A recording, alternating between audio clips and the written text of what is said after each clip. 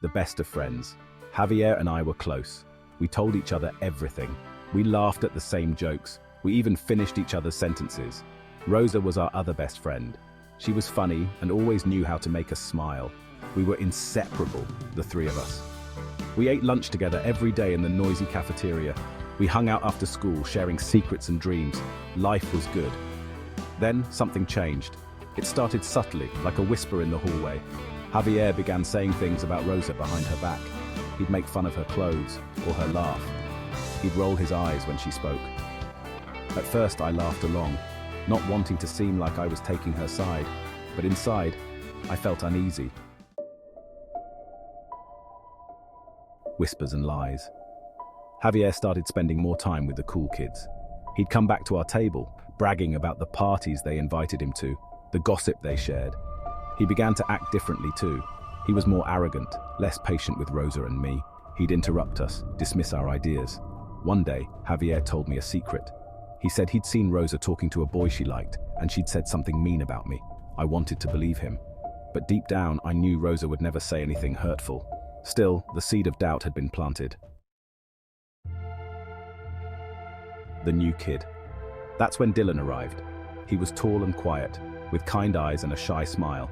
He sat alone at first, but then he started joining our lunch table. He was a good listener, genuinely interested in what we had to say. He laughed at our jokes and never put anyone down. Javier immediately disliked Dylan. He said Dylan was weird and awkward, that he didn't belong in our group.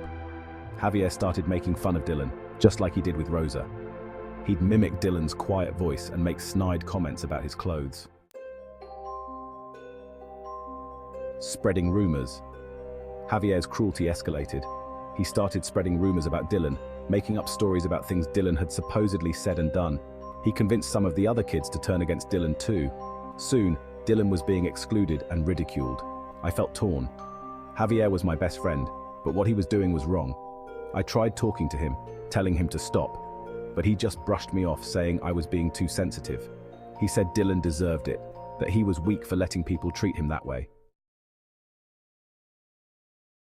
Choosing sides. I knew I had to make a choice. I couldn't stand by and watch Javier hurt people anymore. I started spending more time with Rosa and Dylan, offering them support and friendship. We found strength in our shared experience, a bond forged in the face of adversity. Javier noticed my shift in allegiance. He confronted me, his face contorted in anger. He called me a traitor, said I was choosing sides. He threatened to turn everyone against me, just like he had with Dylan. I was scared, but I stood my ground. I told him I didn't want to be his friend anymore if it meant hurting other people. Lessons learned. Losing Javier's friendship was painful, but I learned a valuable lesson that year. True friends don't manipulate or bully. They lift you up, not tear you down. They celebrate your strengths and support you through your weaknesses.